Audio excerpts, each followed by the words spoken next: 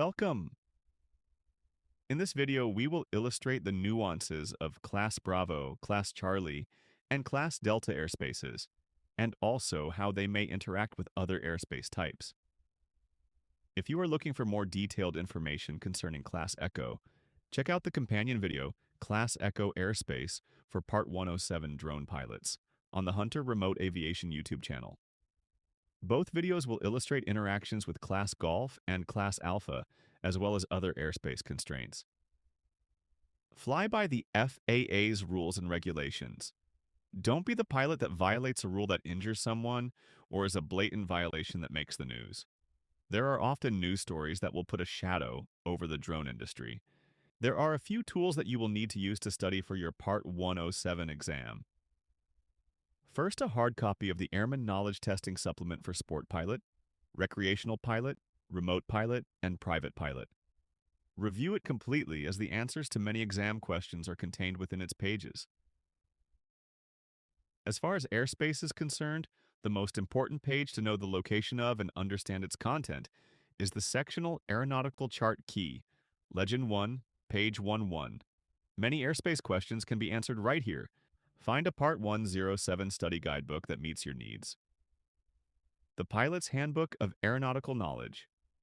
This is always a great reference and study source.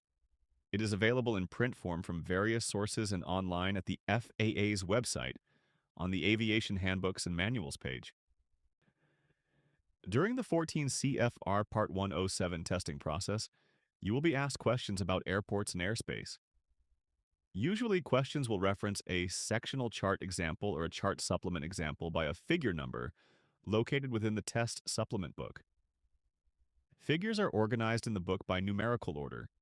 Included are area numbers, which are red circles with white numbers. Area numbers only appear in this book and not on actual documents. This means the answer to a question can be found in the vicinity of the area number referenced. This helps you to quickly locate the item in question. For example, from a typical question, it might appear like this. Refer to Figure 20, Area 5. What airspace is XYZ airport located? To understand specific airspace areas like Class Bravo, Class Charlie, and Class Delta, we must first introduce you to what I refer to as the foundations of the national airspace. These airspaces are covered in detail in the companion video, Class Echo Airspace for Part 107 Drone Pilots, available on the Hunter Remote Aviation YouTube channel.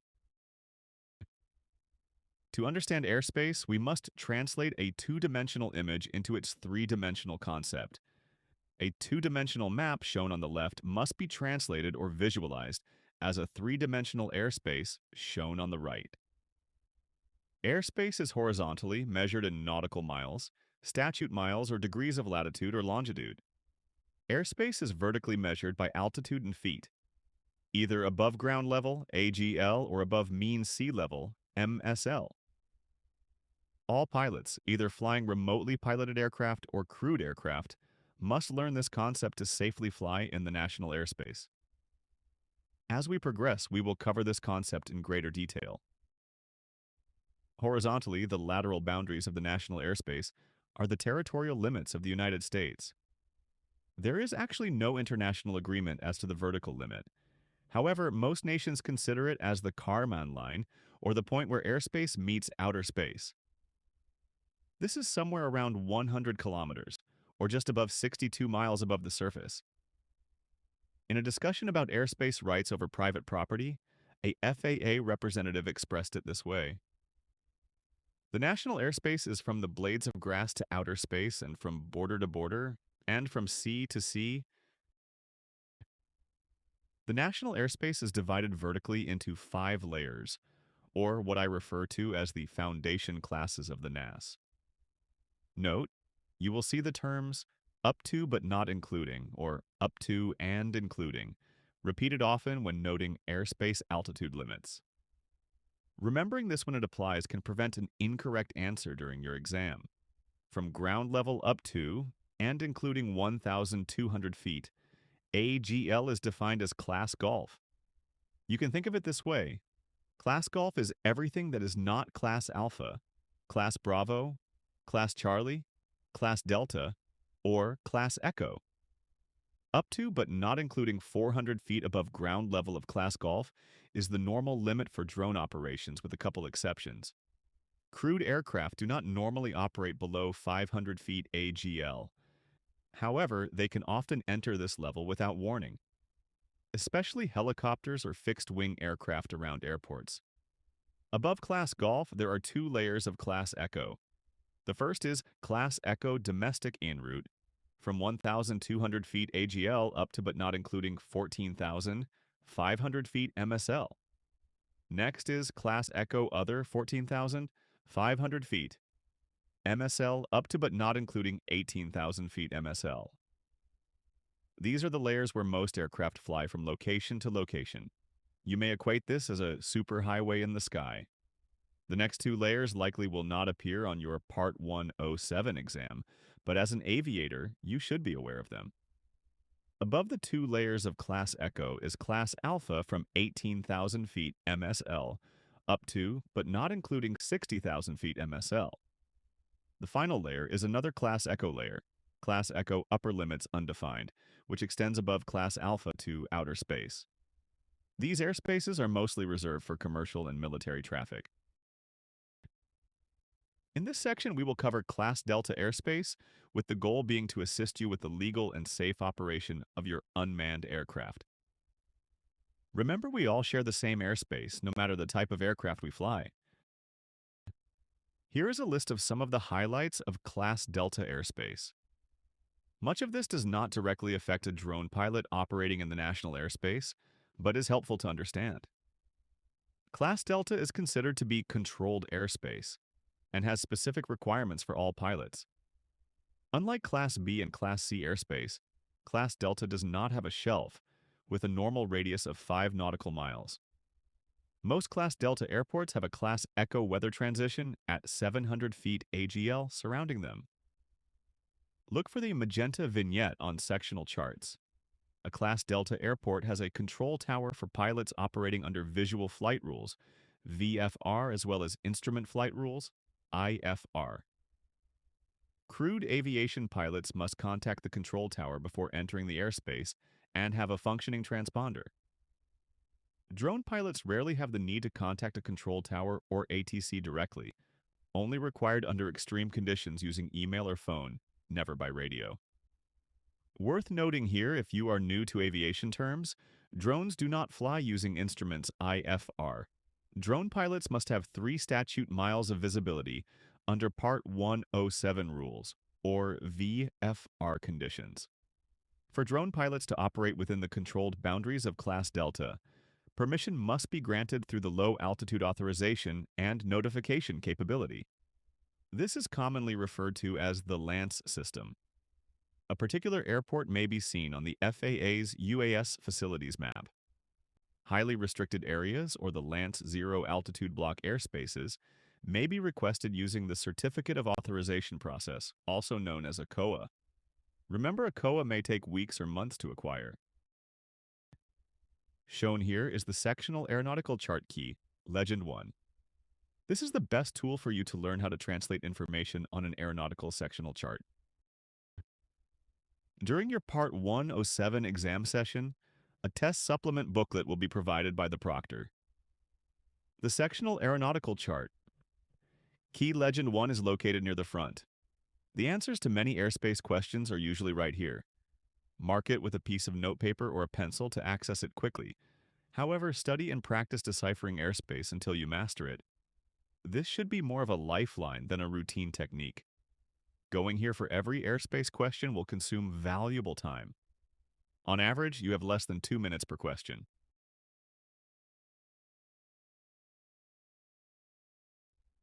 In the area labeled Airport Traffic Service and Airspace Information, you will find the Class D airspace information shown in blue. Class D is denoted using a dashed blue line in a circular pattern around an airport. The top, or ceiling, is contained in the dashed altitude indicator box. The ceiling shown here has the number 40. Add 2 more zeros here and you have a Class Delta with a ceiling of 4,000 feet AGL.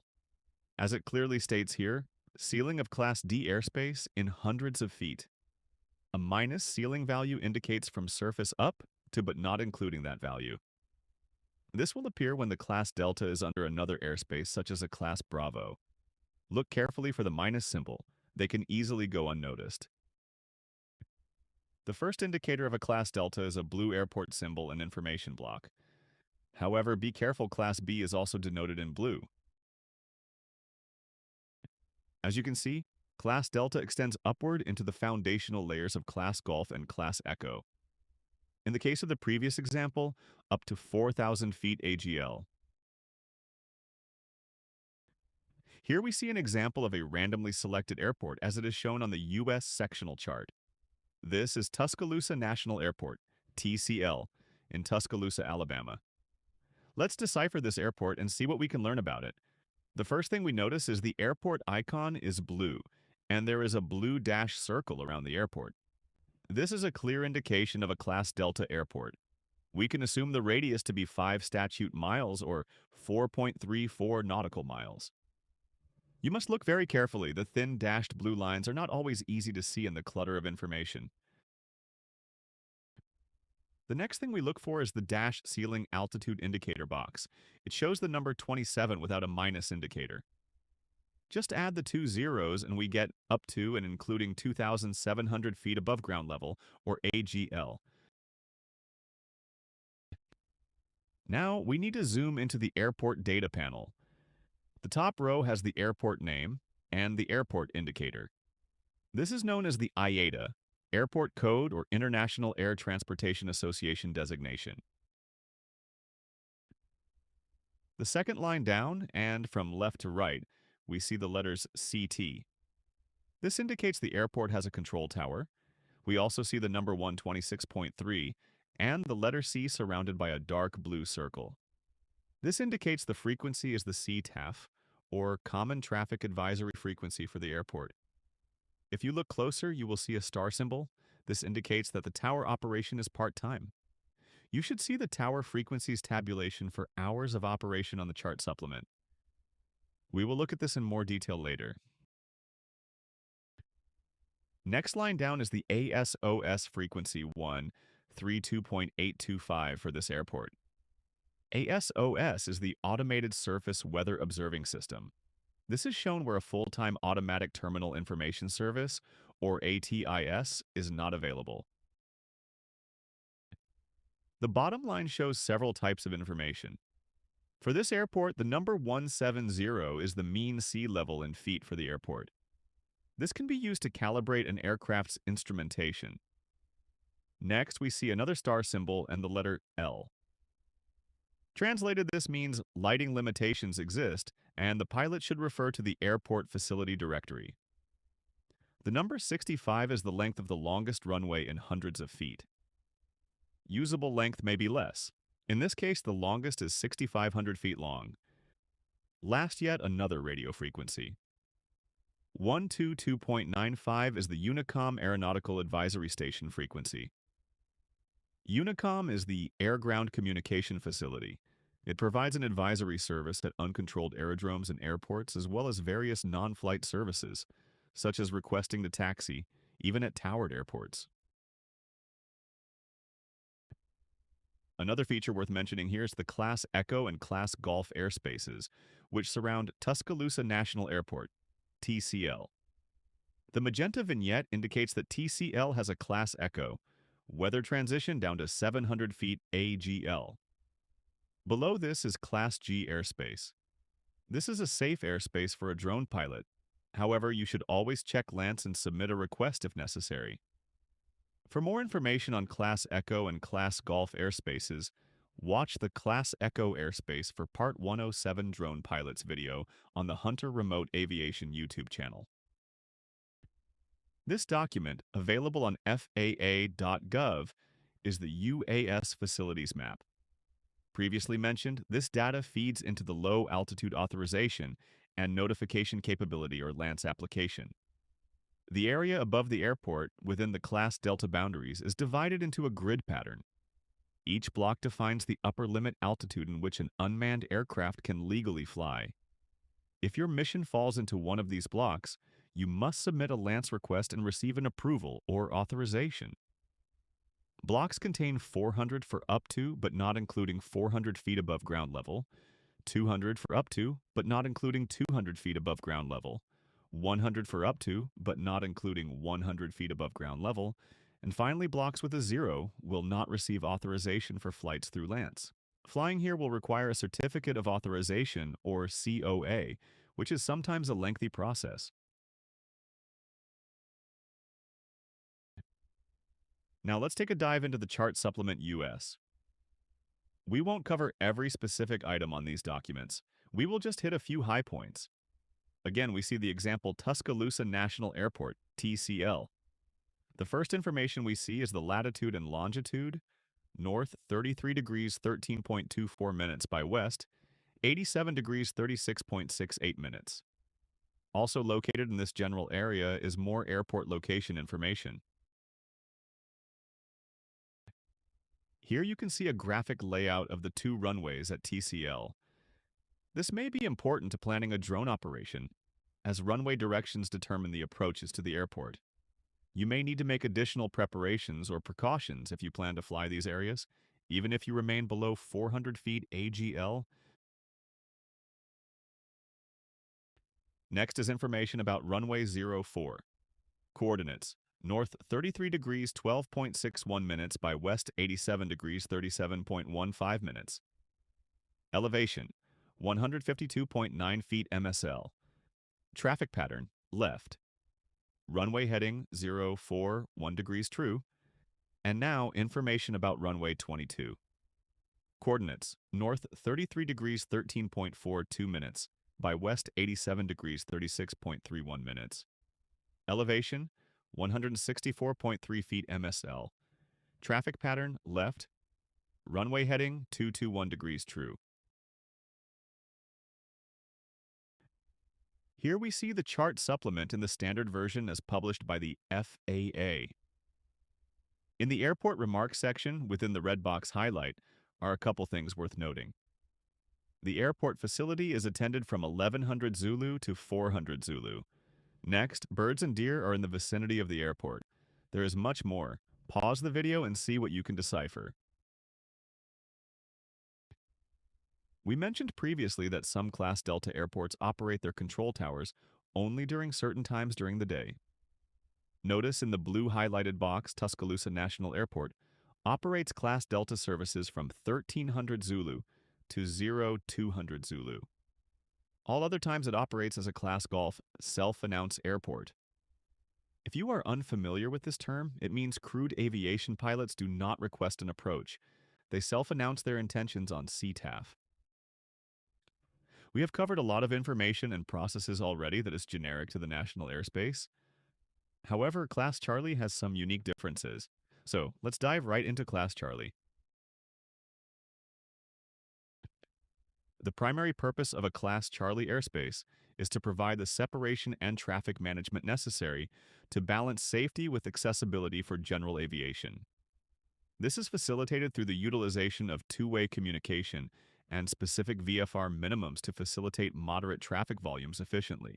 Class Charlie is essentially a step down from Class Bravo and controls flight operations for commercial aviation, while keeping general aviation traffic safe with the use of mandatory radio communications, but is much less restrictive than that for Class Bravo.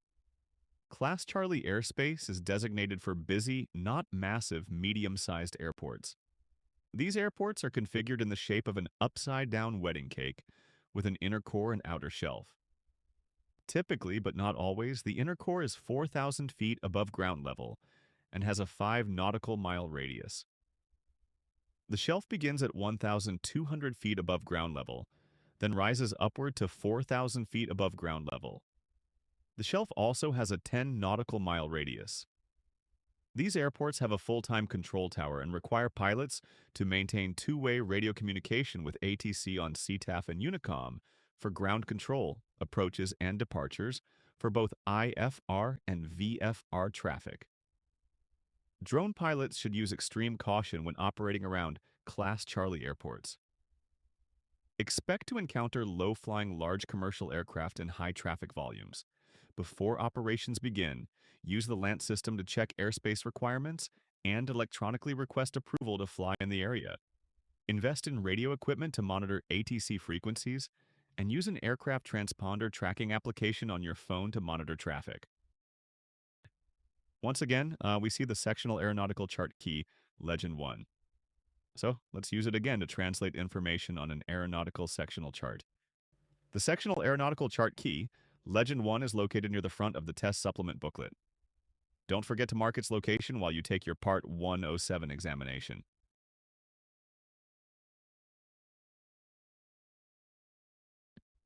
Under the header labeled Airport Traffic Service and Airspace Information, look for the Class Charlie airspace, this time shown by a bold magenta line.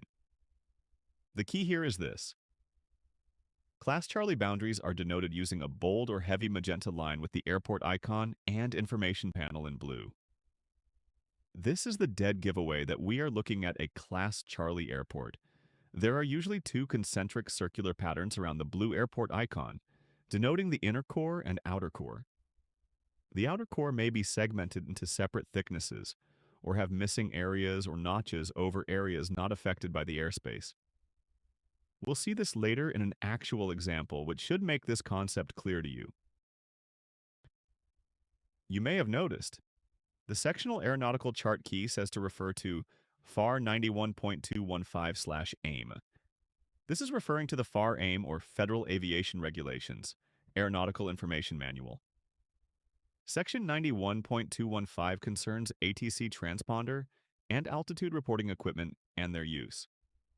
You can access the FAR AIM PDF format online and read the details if you like.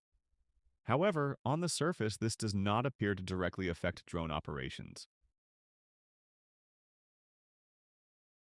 Vertically Class Charlie airspace is defined this way. Class Charlie exists within the foundational layers of Class Golf and Class Echo domestic en route. The inner core, as shown, typically extends up from ground level and up to an altitude of 4,000 feet AGL. In reality, altitudes vary more often than not. The inner core has a 5 nautical mile radius, and this rarely varies. The outer core, as shown, typically extends up from 1,200 feet above ground level. This is the floor. It then extends up to an altitude of 4,000 feet above ground level. This is the ceiling. This will often vary as the outer core may have several segments with different floor altitudes, but with the same ceiling.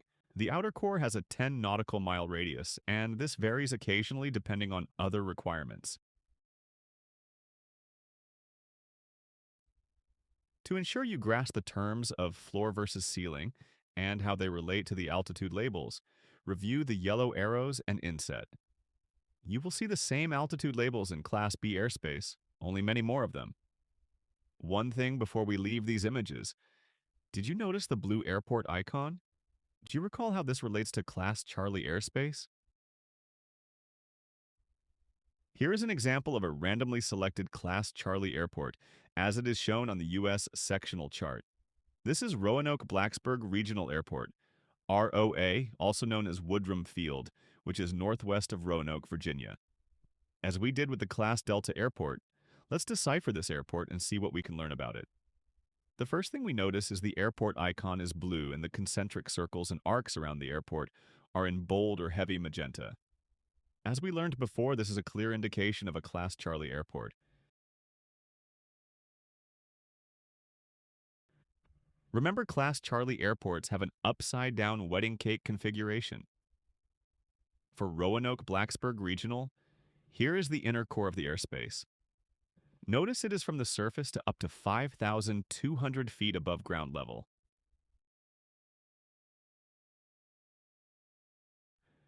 Now we can focus on the outer core of the airport, which has 2 segmented areas and an undefined area to the northwest. My preferred term for this area is a notch. Now look at segment 1 is located to the northeast. It has a floor of 3,800 feet above ground level and a ceiling of 5,200 feet above ground level. Segment 2 of the outer core is located to the south, from the southeast to the southwest. It has a floor of 3,400 feet above ground level and a ceiling of 5,200 feet above ground level. The airport information panel for Roanoke/Blacksburg Regional Airport is similar to the one we did for the Class Delta Airport, Tuscaloosa National Airport. However, it does contain more information. For a little more practice, let's walk through Roanoke/Blacksburg Regional. The first two lines contain the airport name and the IATA Airport Code, International Air Transportation Association Code. Within the parentheses, Woodrum Field is a historical or legacy name for the Roanoke-Blacksburg Regional Airport. The next line indicates the airport has a control tower, and the control tower frequency is 118.3. There is an ATIS frequency of 132.375. The Automatic Terminal Information Service is a continuous broadcast of recorded aeronautical information at busier airport facilities. ATIS broadcasts contain essential information, such as current weather, active runways and approaches, as well as any other information required by the pilots, including notices to airmen or NOTAMs. The final line indicates the airport is at an elevation of 1,175 feet MSL. The letter L translated this means lighting limitations exist and the pilot should refer to the airport facility directory. The number 68 indicates the longest runway is 6,800 feet long. The radio frequency, 122.95, is the Unicom frequency. The Aeronautical Advisory Station frequency, or Unicom, is the air-ground communication facility. It provides an advisory service at uncontrolled aerodromes and airports as well as various non-flight services, such as requesting to taxi, even at towered airports.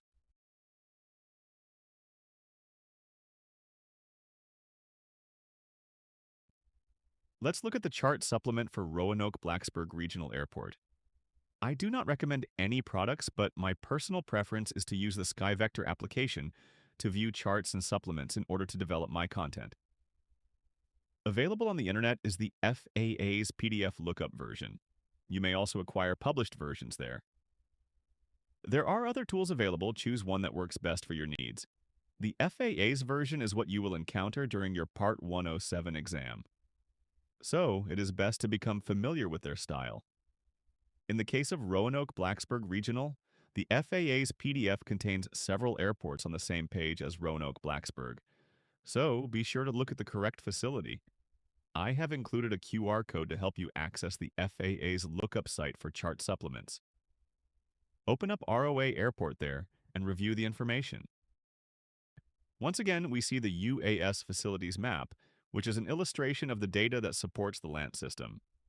You can search here for an airport or other facility and view the requested map. I have included a QR link for easy access. You can use the layers, measurements, and other tools to plan your drone missions before leaving home. Shown is the sectional chart overlaid with the UAS facilities map. I recommend that you use this tool in your planning processes. Here are two items that may be missed during an airspace assessment: a FRIA, which is a FAA-recognized identification area. A FRIA is an area where drones can be flown if they aren't equipped with remote ID. There is also a national security UAS area right beside it. I am unaware if the two are related. The FAA designates specific areas for national security related to unmanned aircraft systems UAS. These areas are established to protect sensitive locations and ensure safe airspace management. Class Bravo is the last airspace we will cover in this video. It encompasses many of the processes, procedures, and components we have already discussed. However, as you will soon see, this airspace can be a challenge to understand and decipher. Class Bravo is a controlled airspace. These are massive and very busy airports that support large metropolitan areas. Class Bravo, like Class Charlie, utilizes the same upside-down wedding cake shape. However, Class Bravo often has many layers, segments, and notches. Typically, the center inner core extends from the surface up to but not including 10,000 feet mean sea level. Two-way radio communication with air traffic control is required for approaches and departures. This is for both IFR and VFR traffic. ADS-B-equipped transponders with altimeters are required by all aircraft. Drone pilots should use the LANC system to check airspace requirements and request approval to fly. As always, when looking at airspace, we may need to refer to the Sectional Aeronautical Chart key, Legend 1. Remember, the Sectional Aeronautical Chart key, Legend 1, is located near the front of the test supplement booklet. Don't forget to mark its location while you take your Part 107 examination.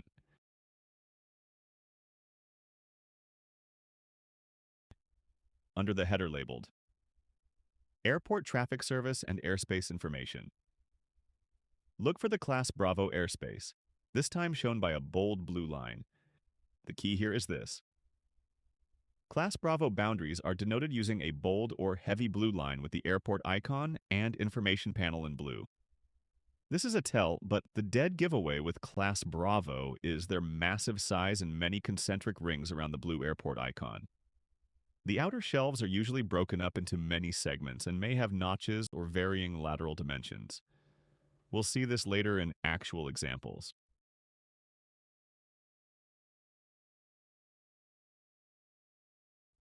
Vertically Class Bravo airspace is defined this way. Class Bravo exists within the foundational layers of Class Golf and Class Echo, domestic en route. The inner core, as shown, typically extends up from ground level and up to a set altitude of 10,000 feet MSL. The inner core normally has a 10 nautical mile radius. There will be a varying number of shelves, or maybe sometimes referred to as layers. These can begin as low as 1,500 feet AGL and extend all the way to the uppermost ceiling, at a set altitude of 10,000 feet MSL. They range in varying radius and shape. Shelves provide pathways for aircraft to ascend or descend when approaching or departing from the airport. The top shelf has a radius that can extend 30 nautical miles from the airport and be up to 3,000 feet from floor to ceiling. As we illustrated with Class Charlie, floor and ceiling altitude limits are shown using altitude labels similar to the ones shown here.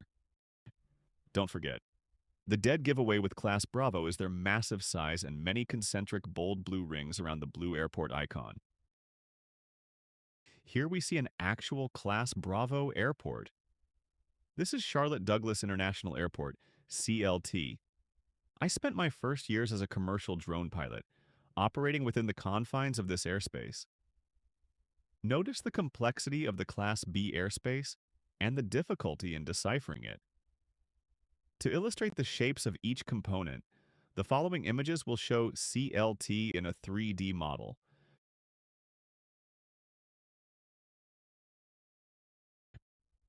For clarity, each airspace component has been shaded a unique color based on its floor and ceiling altitude limits. Notice how many different components there are in their odd shapes.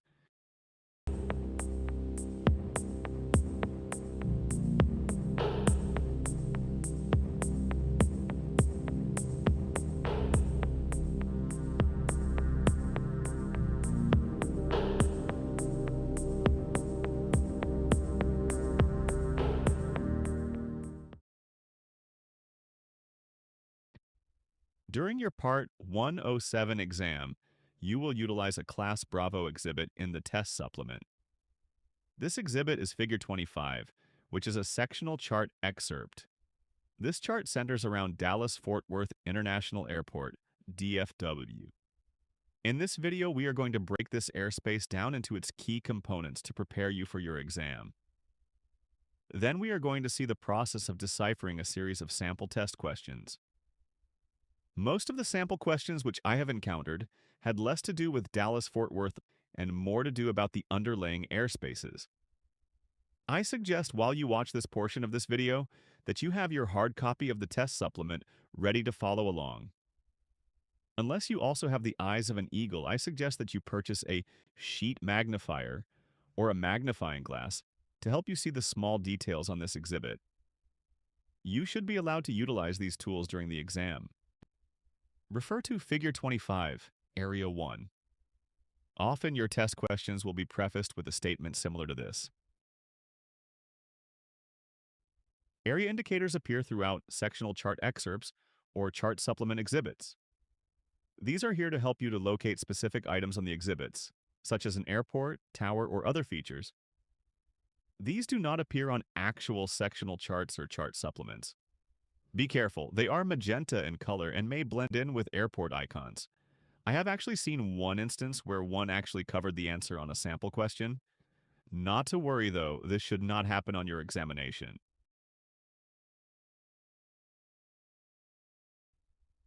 First thing we notice is the inner core of this airspace is not a perfect circle. We will soon see why that is. Throughout these illustrations, I will use a purple circle to highlight the locations of the altitude labels, a call-out text box to highlight airport locations, and a red arrow to point at something of unique interest. We see here the altitude label for the inner core airspace, from the surface or SFC to 11,000 feet mean sea level. The inner core always has a surface elevation. So right away this airspace breaks the typical Class Bravo mold. The core isn't round, and it is higher than 10K in altitude. In addition to all that, there are actually two Class Bravo airports located in this core. This explains the odd shape of the core. Both airports are in the same Class B to the surface. To the west is Dallas-Fort Worth International, DFW. The one to the east is Dallas Love Field, DAL. A historical footnote. Dallas Love Field was where JFK landed in Air Force One the day he was assassinated. The arrow is pointing at another airspace label. This is not part of the core, but a tiny little airspace, from less than 1,500 feet to 11,000 feet MSL. This is related to the Bell helicopter facility nearby. I assume they must use this airspace for testing or transporting new helicopters. Probably the smallest airspace I have encountered. If you know more, please leave a note in the comments.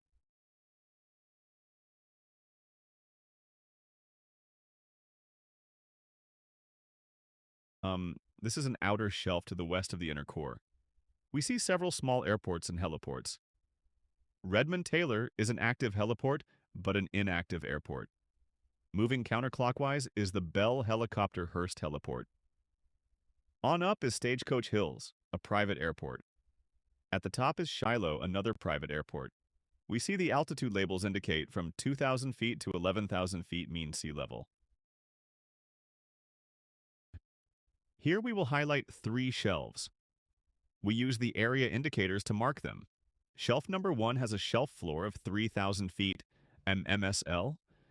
Shelf number 2 has a shelf floor of 2,500 feet MSL. Shelf number 3 also has a shelf floor of 2,500 feet MSL. There are 8 airports or heliports shown in these airspaces.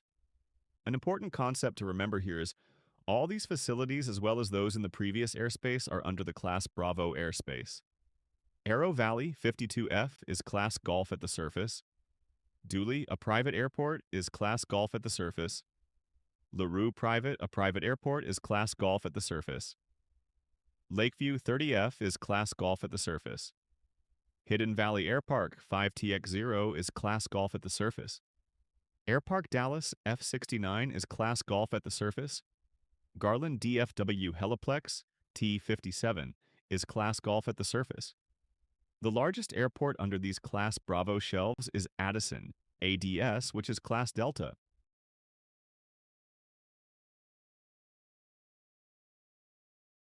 Here we have zoomed into Addison Airport, ADS. This airport exists under the Class Bravo airspace. It is from the surface up to but not including 3,000 feet MSL. This is indicated by the minus symbol in the Class Delta altitude label box. This is extremely easy to miss. Most, if not all, Class Deltas in this excerpt will have the minus sign. They are very hard to locate without a magnifier. Remember, this is translated into the statement, up to but not including 3,000 feet MSL.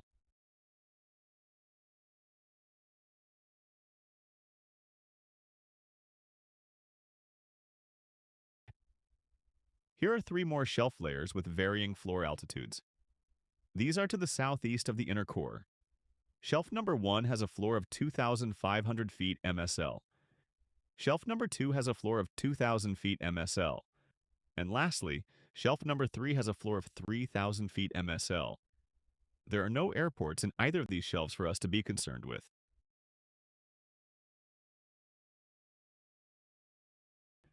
Here we see a single shelf which has a large area to the south and a long and thin area to the west. The floor of this shelf is at 3,000 feet, MSL. This shelf covers 3 airports and 1 heliport. The heliport is Colonel Bobby Waddle DeSoto, 73T. For the 3 airports, let's zoom out to make them easier to see. Take note, Colonel Bobby Waddle DeSoto Heliport is in Class Golf at the surface with an overlaying Class Bravo at 3,000 feet MSL.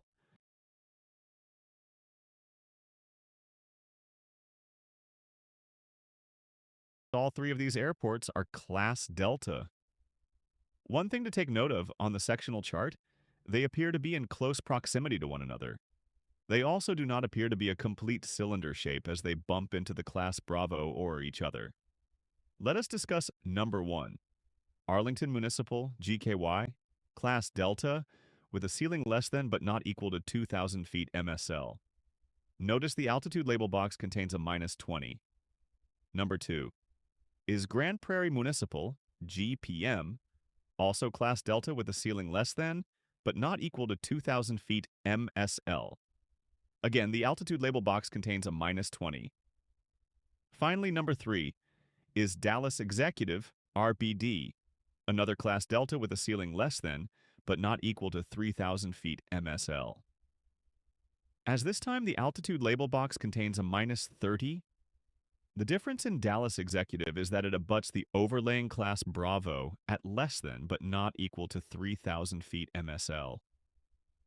The other two have a less than 1,000 foot gap to the Class Bravo. Here is a better side view of our 3 airports from the previous series of illustrations. You can get a better idea how Dallas Executive Airport abuts the overlaying shelf of the Class Bravo for Dallas-Fort Worth at 3,000 feet MSL, yet the other two have a gap which is less than 1,000 feet.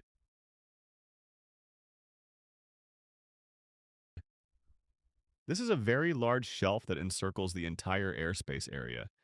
Its floor is 4,000 feet AGL. I call this one the Hicks Airport Shelf. There always seem to be sample questions that use Hicks Airport as the focal point. Note, you may have to trace out a large area before you locate the nearest altitude label within the boundary of this shelf.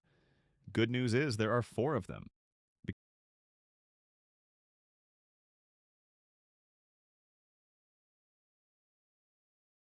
Here are the Class Delta airports: Addington Field, Perro Field Fort Worth Alliance, Fort Worth Meacham, Fort Worth Naval Air Station, Joint Reserve Base, McKinney National, and Mesquite Metro.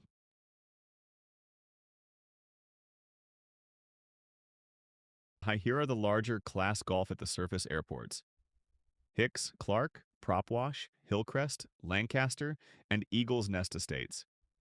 There are a few remaining private airports of little or no concern.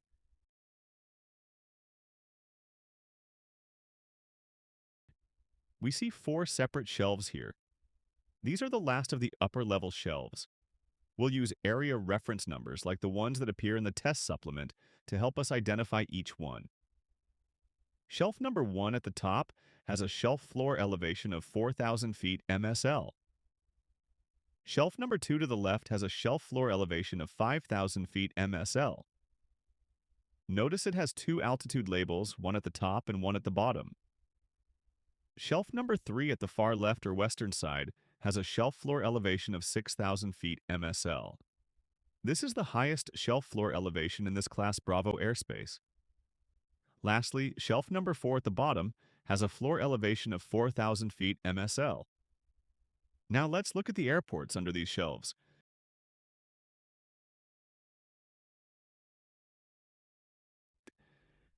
Looking at shelf 1, there are around 15 small airports under this shelf. All of the airports are Class Golf to the surface. Most are private with hard surface runways, a couple are unpaved, and one is for ultralight aircraft. We won't mark these, so let's move to shelf 2. This is the long shelf to the west. Again, we have many small airports, however we have 3 that we will mark. At the top, we have a Class Golf at the surface, Kenneth Copeland, 4T2, Class G at the surface, Sycamore Strip, 9F9, Class G at the surface, Fort Worth Sphinx. Class D upper limit is at less than 3,000 feet. Now to Shelf 3. Aside from a couple which are right along the boundary, there are actually no airports under this shelf. Finally, let's look at Shelf 4 of this illustration. There are a couple worth looking at. Midway Regional, JWI, Class G at the surface, and Moonbow Field, Class G at the surface. Take a closer look at these two airports. They both support glider operations. One last thing to point out. Look closely, the whole DFW Class Bravo is surrounded by a wildly shaped Class Echo, magenta vignette, 700 feet weather transition.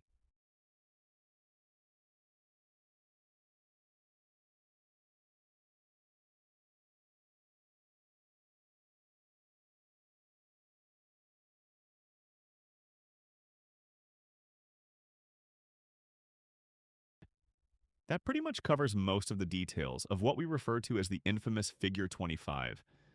I have looked at this sectional chart excerpt dozens of times, and every instance that I do seems like I notice something new.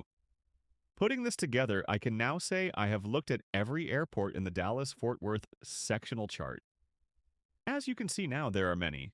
Hopefully this will help you to study for your Part 107 exam. To get another perspective, we have seen DFW in 2D on a sectional chart. Let's take a quick look at Dallas-Fort Worth in a 3D computer model.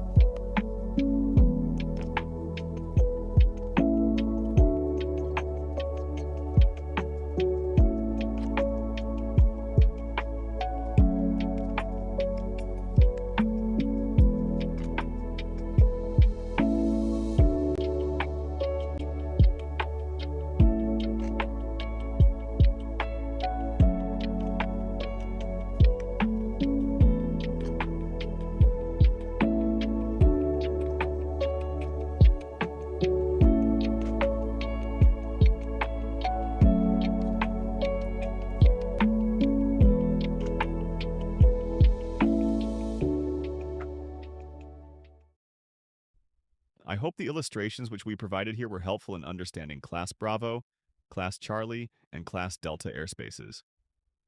Now we'll break down a few test questions. The tests sometimes can be tricky. So, let's get at it. First question. According to 14 CFR Part 107, how may a remote pilot in command, remote PIC, operate an unmanned aircraft in controlled airspace? Class B, C, D, and E associated with an airport. A. The remote PIC must monitor the air traffic control, ATC frequency from launch to recovery. B. The remote PIC must have prior authorization from air traffic control, ATC. C. The remote PIC must contact the air traffic control facility after launching the unmanned aircraft.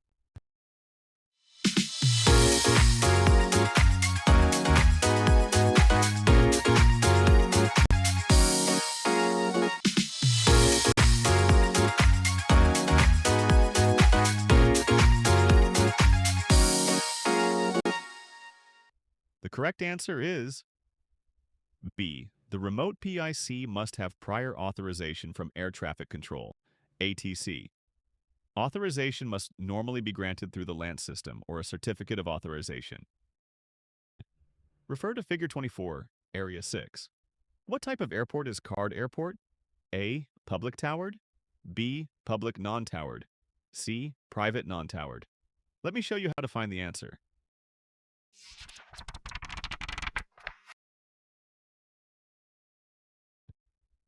The first step is to look for Figure 24 inside the test supplement and look for the Area 6 area referenced indicator. You need to search around that area for CARD Airport. CARD Airport is to the southwest of the area indicator number 6, So what do we see? First, the airport icon is a magenta circle with the letter R inside. If we check Legend 1, the sectional aeronautical chart legend, we can confirm the type of airport shown as private. Next, we see the airport name.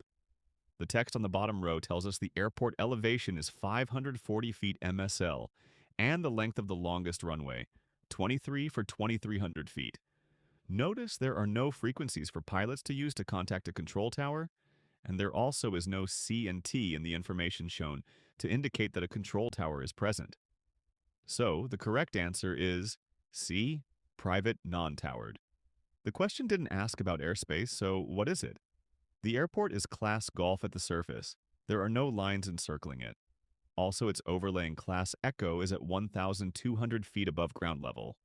Don't forget Class Echo domestic en route starts at 1,200 feet above ground level. Remember, the foundational airspaces are not noted on sectional charts. These are Class Golf, Class Echo domestic en route, Class Echo other, Class Alpha, and Class Echo undefined outer limits. Here we see two questions referencing Figure 25, Area 4, both are concerning Hicks Airport T67. Question 1. Refer to Figure 25, Area 4. The floor of Class B airspace overlying Hicks Airport, T67, is A. At the surface, B. 3,200 feet MSL, C. 4,000 feet MSL. Question 2. Refer to Figure 25, Area 4. The floor of Class B airspace, overlying Hicks Airport, T67, north-northwest of Fort Worth Meacham Field is A. 3,000 feet AGL, B. 4,000 feet AGL, C. 4,000 feet MSL. Part of the test-taking process is to try and understand what exactly they are asking without coming right out and saying it. I call it the hidden agenda. A bit crazy, huh? With a multiple choice, you are looking for the most correct answer. You actually may have two answers that are very close, but one is more correct than the other. So read all three answers carefully before you choose. Question 1. The hidden agenda here is, they want to see if you understand the overlaying Class Bravo over Hicks. Once you locate it on the chart, choosing the correct answer is pretty easy. Finding it may be the difficult part. Question 2. The hidden agenda here is actually understanding three parts: the overlaying Class Bravo over Hicks, and if it is above ground level or mean sea level. Finally, that Fort Worth Meacham Field has nothing to do with it whatsoever. So make sure you know the difference. It can be confusing for sure.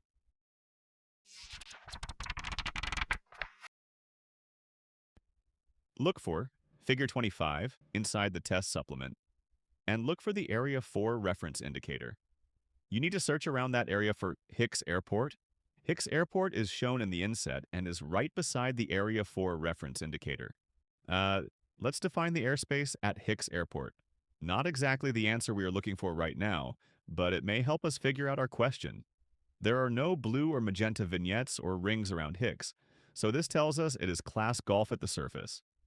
We know that there is always another overlaying airspace above Class Golf. It's not out in the middle of nowhere, and we see it as under a shelf of DFW's Class Bravo. So Hicks Airport is Class Golf at the surface, with an overlaying Class Bravo. That's where we will find our answer, within the boundaries of that overlaying Class Bravo shelf. To determine the shelf over Hicks Airport, we must trace it out. I have electronically cut it out to make it easier to see. Unfortunately, you cannot do this during your test. Don't forget you can't mark or highlight it in the test supplement either. You must trace around it with just your eyes. Notice it completely encircles the inner core. You are looking for the shelf elevation figures. Good news, there are two of them. I have marked them to make it easier for you. Note, if you look at DFW Class Bravo on different sources, such as SkyVector, you may see more elevation figures and in different locations, so make sure you see it on the example you have in front of you at the time. You see the two elevation figures indicate that this Class Bravo shelf has a ceiling of 11,000 feet MSL and a floor of 4,000 feet MSL. So the correct answer to our two questions is 4,000 feet MSL. Next question. Refer to Figure 25, Area 2. The airspace directly overlying Addison Airport, ADS, is A. Class D up to 3,000 feet MSL. B. Class D up to, but not including 3,000 feet MSL. C. Class E from the surface up to 3,000 feet MSL. Does this question have a hidden agenda?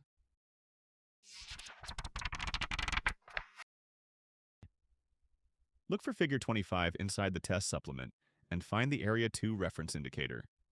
You need to search around that area for Addison Airport, ADS. Addison Airport, ADS, shown in the inset, is right beside the Area 2 reference indicator to the southeast. Now that the subject airport has been identified and located, we need to determine what airspace it is. The airport icon and information block are blue, plus there is a blue dashed circle around the airport. This easily indicates this is a Class Delta airport. The question is also about altitude, so we must locate the altitude indicator box. In this case, it shows a -30, which translated means up to but not including 3,000 feet MSL. Remember those minus signs are small? Look for them each time you are translating a Class Delta airspace. So, the correct answer is answer B, Class D up to, but not including 3,000 feet MSL. We are moving away from Figure 25. Make sure you study it thoroughly so you know where and how to locate anything that they may present to you. Now we are going to look at sectional chart excerpt, Figure 78. So here's the next question. Refer to Figure 78. What class of airspace is associated with Sioux Gateway, Colonel Day, SUX Airport? A. Class B airspace. B. Class C airspace. C. Class D airspace. Notice there is no area indicator reference here. This sectional chart excerpt does not have them.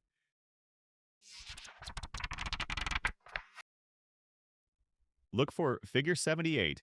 Inside the test supplement, we are looking for Sioux Gateway, Colonel Day, SUX Airport. After searching for it, you will notice that it is the largest feature on the exhibit, near the center. We can see a larger view of the airport in the inset. Notice that the title block for this airport is blue. We also see that it has a control tower. Additionally, the airport icon is also blue and that the airport is surrounded by a dashed blue circle. All this information indicates that Sioux Gateway, Colonel Day, SUX Airport is Class D. So the correct answer to the question is C, Class D airspace. Before we leave Sioux Gateway, Colonel Day Airport, you will notice that the Class Delta airspace is surrounded by a magenta vignette. If one of the potential answers to the question mentions something about a Class Echo airspace, you may think at a quick glance that the airport was simply a Class Echo airport. The lesson here is you may miss seeing the Class Delta as an inner core altogether. Be diligent and fully decipher the airport from the inside out. The full description of this airspace is Class Delta with a Class Echo 700 feet above ground level, weather transition. Refer to Figure 22, Area 2. At Coeur d'Alene, which frequency should be used as a Common Traffic Advisory Frequency, CTAF, to monitor airport traffic? A. 122.05 MHz, B. 135.075 MHz, C. 122.8 MHz.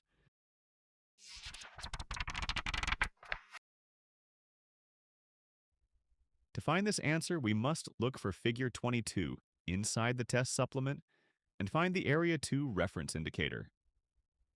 You need to search around that area for Coeur d'Alene, Pappy Boyington, Airfield, COE. In the inset, we see the airport data panel for Coeur d'Alene. One thing to point out, this airport is a Class Echo at the surface. It is surrounded by a dashed magenta line. Do not confuse it with a Class Delta that has a dashed blue line around it. If we check the chart legend, Airport Data Information, it tells us we are looking for a circle with the letter C inside. The CTAF frequency will be located next to it. If we check the inset, Airport Data Panel, and find the circle with a C. The frequency is 122.8. So the correct answer is C, 122.8 megahertz. Here is our final question. Refer to Figure 23, Area 3. What is the floor of the Savannah Class C airspace at the shelf area? Outer circle. A. 1,300 feet, AGL. B. 1,300 feet, MSL. C. 1,700 feet, MSL.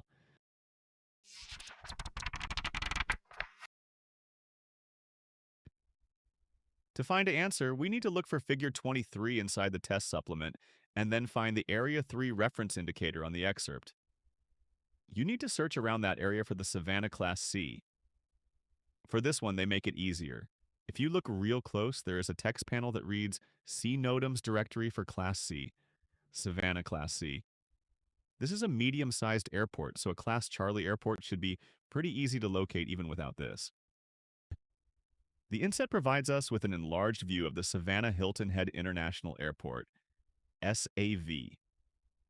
Here, we located the airport information panel. Notice the blue text, which is indicative of a Class Charlie airport. We are looking for the shelf elevation indicators.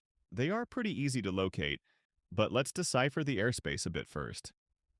First, we see the inner core designated by the heavy magenta lines. Then out from that, we see the shelf boundary. There also is a magenta vignette within the shelf boundary. We can see there are 3 elevation figures, 1 for the inner core and 2 for the shelf. We are concerned with the shelf elevation. The shelf has a ceiling of 4,100 feet MSL and a floor of 1,300 feet MSL. So the correct answer is B, 1,300 feet MSL. Thanks for watching. Please feel free to use this content in your public safety remote aviation training programs. Help us improve by commenting. Don't forget to like, share, and hit the notification bell to subscribe to receive future content. You can message me on Facebook at Hunter Remote Aviation and at Bill Hunter on LinkedIn.